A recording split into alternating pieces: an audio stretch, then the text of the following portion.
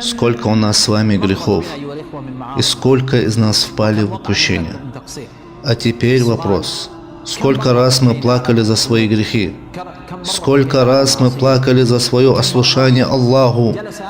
Сколько из нас садились самими собой и считали свои грехи настолько, что по щеке потекла слеза из-за страха перед Аллахом Великим и Могущественным?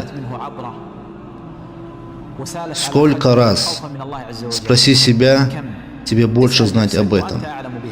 Когда ты последний раз плакал из-за печали в том, что ты согрешил?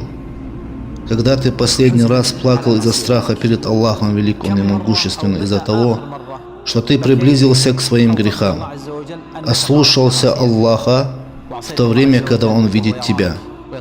Когда последний раз ты прослезился из-за той боли, которая кольнула твое сердце?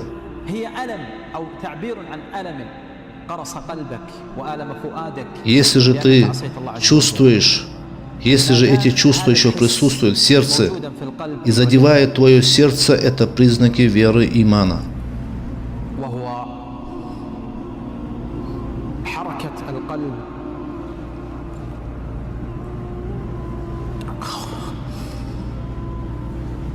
Это признак веры.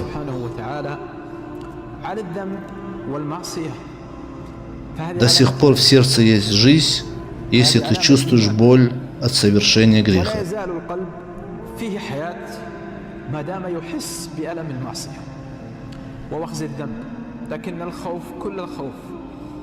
Но грехи окутывают сердце, и человек не обращает на них внимания.